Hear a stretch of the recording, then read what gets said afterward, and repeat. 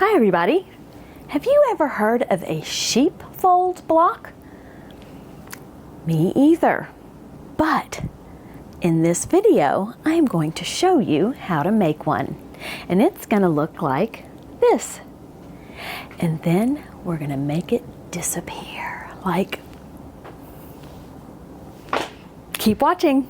Now I have already cut the fat quarters up. However, I have plenty of fabric to show you this Tula pink pattern, or collection actually, that I am going to use for the Disappearing Sheepfold.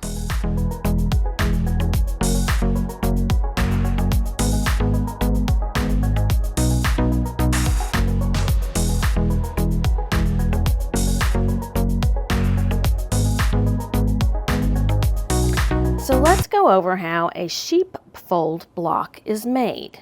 So here is a sheepfold block. There's a center block that is 6.5 by 6.5.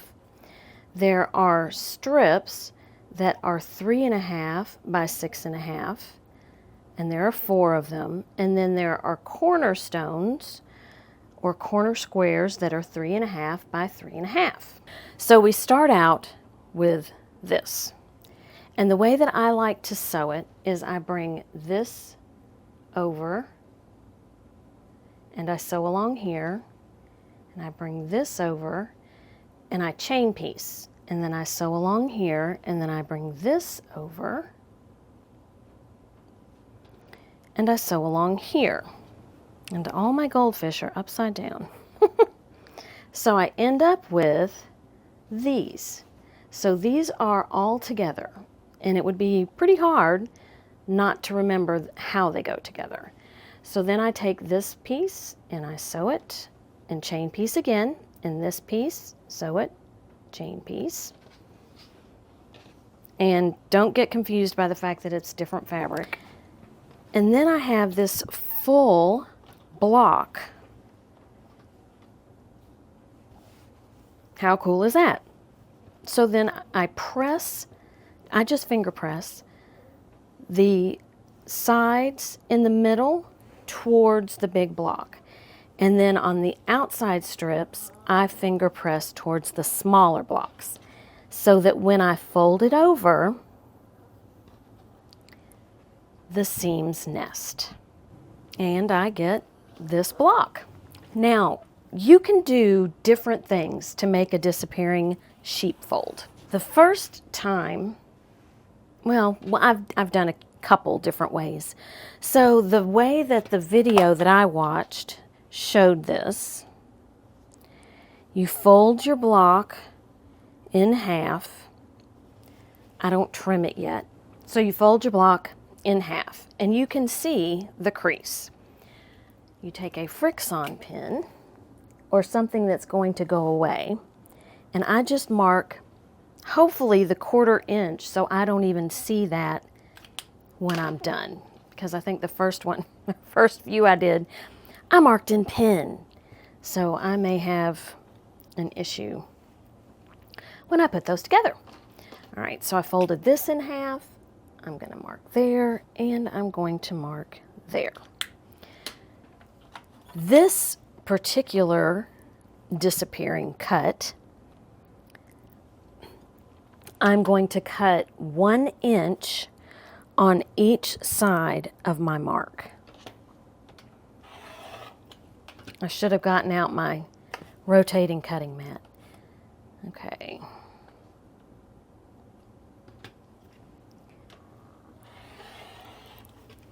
So there's 1 inch on each side of my mark, and then I'm going to turn it, make sure it's lined up.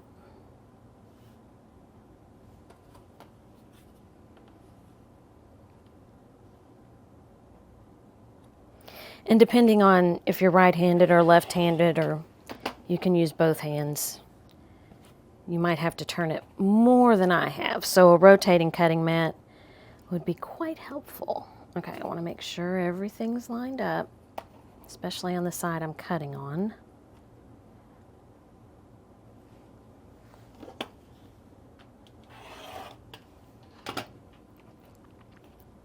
Okay, and then you've got all your pieces and parts. So here, the way that, I think it was Sewing Machines Plus. Is that right? Sewing Machines Plus did it? I think that's the one. I'll put the link in the description below. But you take each corner and you turn it. And you end up with that. So here's an example of that one. And it can be turned whichever way you like.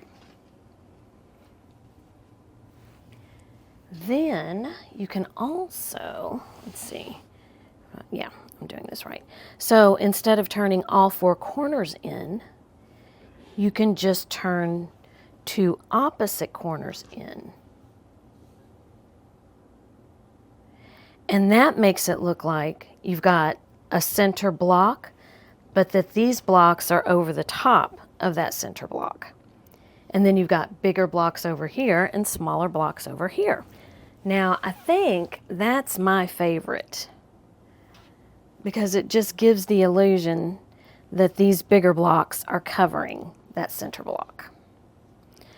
Another thing that I did is I cut just like a disappearing 9 patch.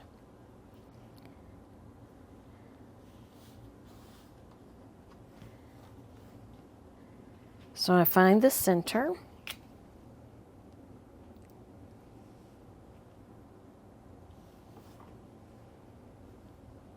And again, I just do a little finger press. Then on this side, I'll cut 1 inch on each side. Make sure that's on there. Yes, my ruler moved. All right, and then I swiveled and I confused myself. So I've got my center marks, but you have to be careful because I was like, oh, wait a minute. And then I just marked on the marks. Or marked. I just cut on the marks like that. So I got a little different look.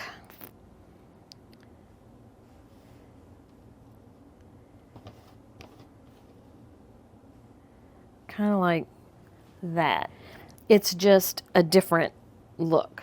It's the same but different because these corners aren't square, they're more rectangle. And then I thought I would be really crafty and cut it exactly like a 9 patch. I cut it in half and cut it in half, and I just ended up, oh, you know what? That's what it is. With, there we go. That's the original. And then I cut it in half and cut it in half.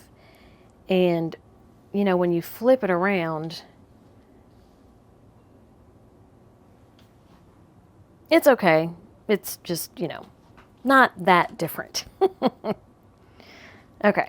So I'm going to put together my blocks. I'm just mixing them all together, all the different varieties of what I did. And then we'll look at it on the design wall. And I think you're going to like it. Here is at least the center of my quilt top. I used mainly 2 different versions of the Disappearing. So there's the one that has the smaller corners that are catty corner, and then the larger squares in the corner that are catty corner. And it kind of looks like there are squares or boxes on top of this center box. I believe that is my favorite. And then I have some where all 4 corners are small, and now they kind of get lost. So this block here, I've got the 4 corners that are small, and then I turned the big blocks inward. And that one's okay. I think if I used the right combination of fabrics, that I would like that one better. And then some of them I just went crazy. Let's see.